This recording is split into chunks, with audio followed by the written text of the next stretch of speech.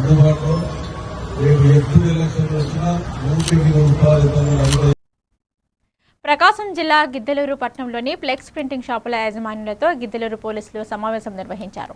ఈ సందర్భంగా మార్కాపురం డీఎస్పీ నాగరాజు మాట్లాడుతూ జిల్లా ఎస్పీ ఆదేశాల మేరకు ప్రజల శాంతి భద్రతలకు భంగం కలిగించే వివాదాస్పద చిత్రాలు, వ్యాఖ్యలు, బ్యానర్లు, ఫ్లెక్సీలను ఎట్టి పరిస్థితుల్లోనూ ముద్రించవద్దని సూచించారు.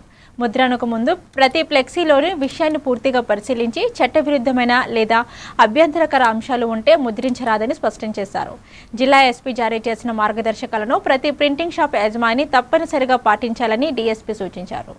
ఎలా ఉంది, అవన్నీ పర్ఫెక్ట్ గా ఉన్నాయా అనే దాని మీద ఒక డ్రైవ్ అనేది దాదాపు ఒక 10 రోజుల నుంచి చేస్తున్నాం మేము. ఇది మొత్తం డివిజన్లో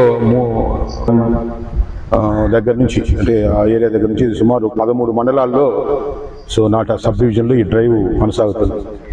ఫిట్నెస్ లేని బస్సులు ఆపి వాటిని మళ్ళీ కొంచెం రిపేర్ చేసుకొని తీసుకొచ్చి మా దగ్గర పెట్టడం జరుగుతుంది.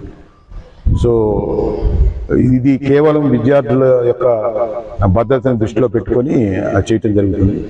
ఇంతకుముందు కూడా చెదురుమదురు సంఘటనలు కూడా జరిగి ఉన్నాయి మన రాష్ట్రంలో. సో అది ఈ జిల్లాలో, 2 జిల్లాల్లో, ప్రకాశం జిల్లా మరియు మార్కాపూర్ జిల్లాలో జరగకూడదని మా ఎస్పీ గారు కృతనిశ్చయంతో ఉన్నారు. కాబట్టి పోలీసులు మరియు ట్రాన్స్పోర్ట్ వాళ్ళ సహకారంతో ఈ మెగా డ్రైవ్ అనేది నిర్వహిస్తుంది.